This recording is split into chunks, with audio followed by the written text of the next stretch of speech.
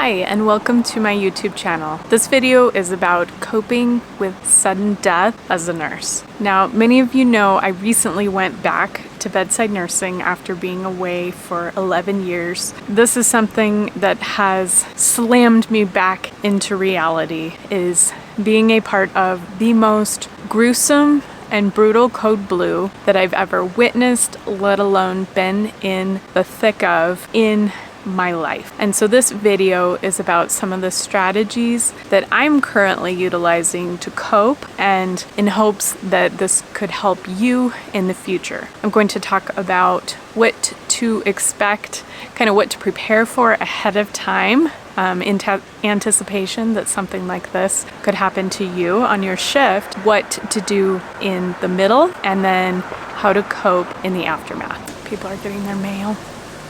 I guess they have a right to do that. If you're new to my channel, I'm Dr. Lisa Chappell. I'm a Doctor of Nursing Practice, an Associate Professor of Nursing, and studying to have my board certification as a health and wellness nurse coach. I make videos for nurses, students, and caregivers on becoming more empowered and resilient so that you can have more satisfaction in your life and in your career. All right, so let's get into this video. It is an absolutely gorgeous fall day, and I think that is some of coping, actually, is to enjoy the present moment. These situations really rock you out of whatever bubble you were in and help you to realize how short life is and how important it is to be present in the moment and enjoy things and the people that you love, because ultimately life is short. We all die. We all have to die at some point in time, and as nurses, this is an aspect of our job that we have to come to terms with. And it's really, it is an opportunity. It can be viewed as something to be afraid of, or something to be scared, or that it's sad and it's hard, and that's true. But I also want you to be able to look at the blessing that is in it. And so let's just talk about code blue situations in the first place. Depending on where you work, maybe it's expected because maybe you work in a hospice and maybe you're helping someone to pass on comfortably, or maybe you work in critical care or the ED where you see this all the time, or lately during the pandemic, how nurses have had to deal more and more with death and loss. I've heard of critical care nurses who I'm familiar with who lost up to 9 patients in a shift. And that is it's not normal. Anyway, this may be something that you have to deal with, and in my particular situation, not expected, and I don't try to put myself in work situations where I am continuously dealing with a lot of life and death situations. I try to go more for, I like to have a moving work shift, but not that I'm constantly in a critical situation. But anyway, it can't always be avoided. And so what you can do ahead of time is to prepare. And so you can think about, okay, in the worst case scenario, if my patient were to code on my shift, what would I need and what would I do? And so making sure that you know where the CPR button is on the bed so that you can quickly deflate a bed, quickly get it into a position where you can perform CPR, knowing where the suction equipment is and that it's all set up and that you have it ready to go, that you have extra suction catheters in case you need them, that you have your ambu bag if needed. So making sure that you have all of that ahead of time, taking a look at who's working with you and maybe what role you would be comfortable taking if you had a code blue situation. Or once it becomes apparent that this patient has coded and you're going to need to start some critical interventions, which may include CPR, basic life support interventions, and it might include advanced cardiac life support if you have those resources available to you. And so you're kind of going to decide where you're going to be in that code depending on your skill, your experience, your level of comfort, I guess, in the situation. But the first thing that's going to happen to you is a rush of adrenaline. And adrenaline is going to trigger that fight or flight response. And so that's kind of where your initial reaction is going to be, is within that. And so you may want to run away and just know that's normal, or you may want to fight. And depending on where you are in your experience level. But in any case, if it's your patient, you're going to want to fight.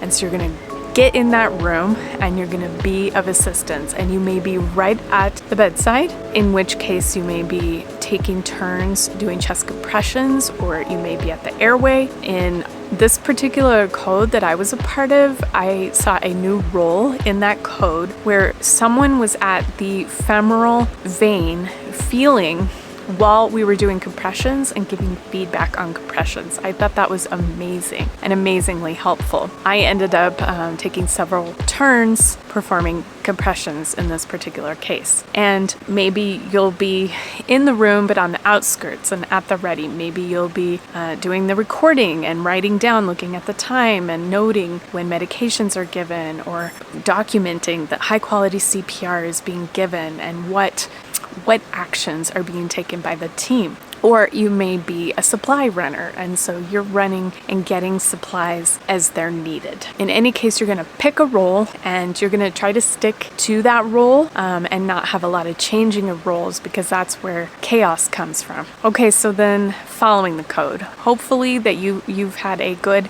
situation where you're able to resuscitate or transfer a patient to a higher level of care, or it may be an outcome that is not what you want, because nobody wants their patients to die on their shift. If there is a death, the physician will have to call the time of death. In my situation, we were lucky because we did have the physician there who took a leadership role in the code and was able to call time of death. Before time of death is called, you will have to know what the advanced directives say. So if this patient is a full code, or if they have limited measures during the code, you're going to have to figure that out and then make decisions based on that. Ideally, after a death has occurred, there would be a debrief of the team that was resuscitating. And this is evidence-based to have some sort of a formal debriefing process. The research really supports it. It helps out the team that's involved. It helps to improve performance in future codes. However, I also recognize in many facilities it just is not possible. And I had gone from a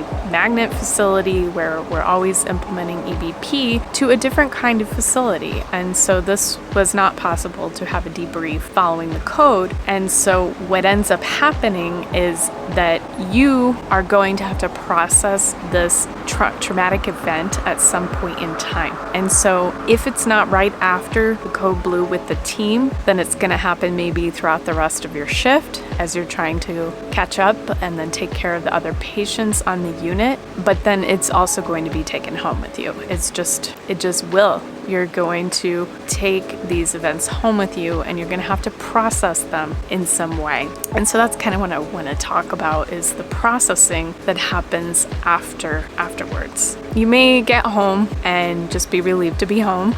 You're going to want to, I think, talk to someone, and sometimes that's the people who are at home, and that may or may not be the appropriate people to talk to. Maybe it's better to talk to another healthcare provider, because then you want to talk through the specific things that happened in that code. Some things to expect is that you are going to have a grieving process. Losing a patient, you're a human, and it's going to cause some grief in some way. And this could be depending on how well you knew the patient, how involved you were in their care. If you were their primary nurse, that always, I think, makes it a little more difficult. And then just how brutal the code was, because you're going to have graphic images, and those are going to come back to you.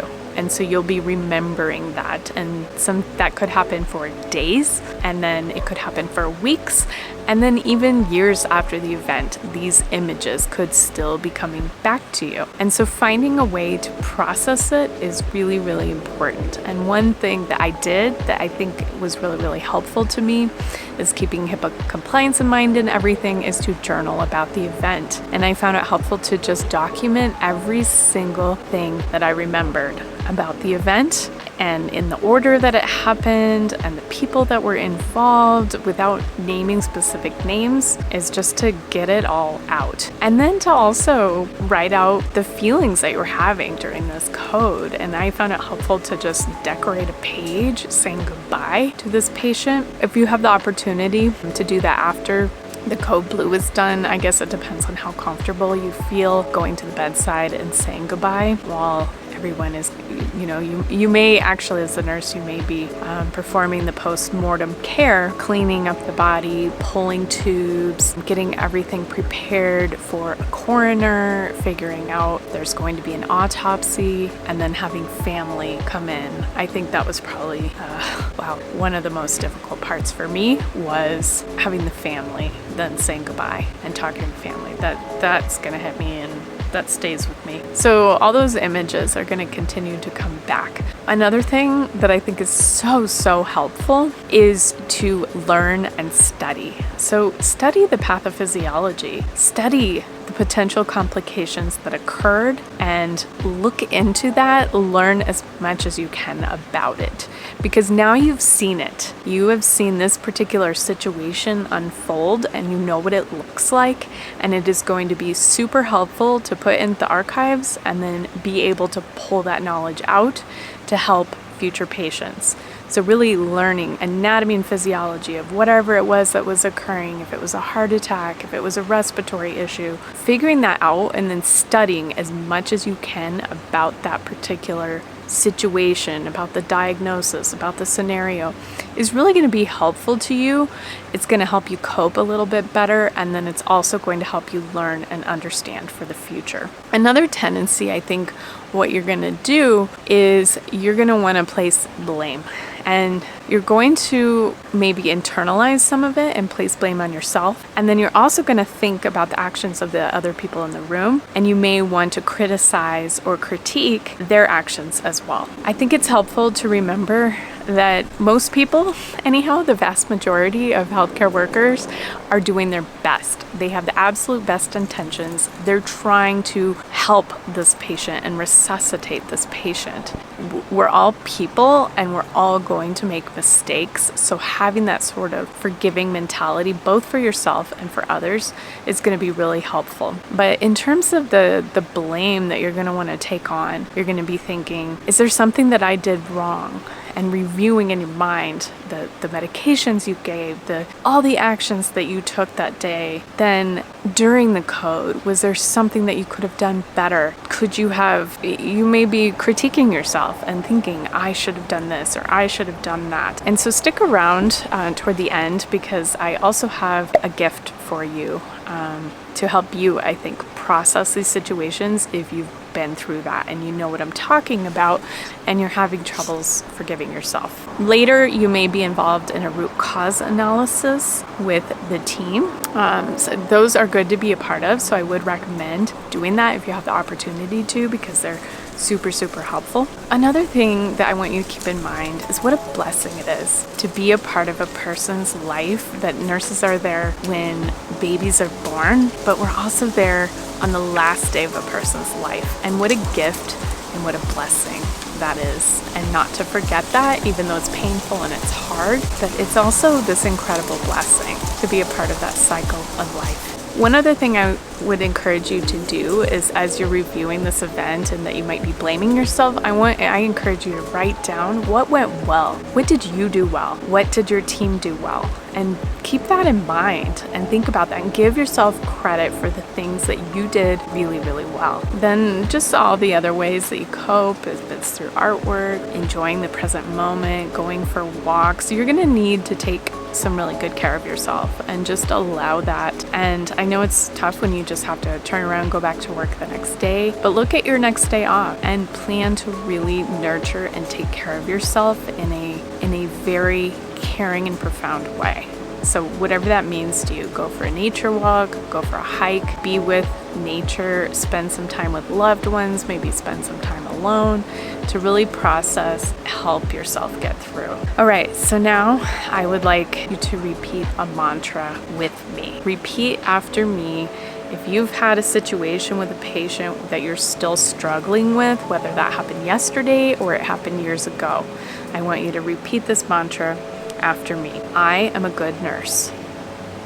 I did the best I could in this situation, that I knew how, and that I had the abilities for, with the tools and the resources and the knowledge that were available to me at that time and in those circumstances.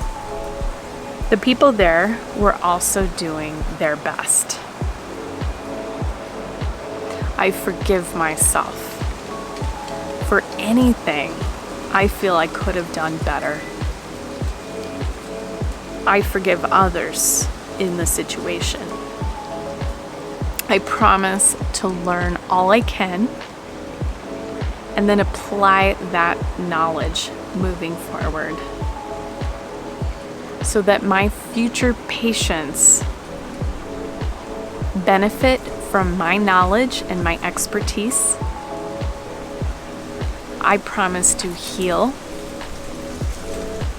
my heart and my soul and to tend to the wounds that open up because of this experience, so that my future patients benefit from my resilient yet still tender heart and soul.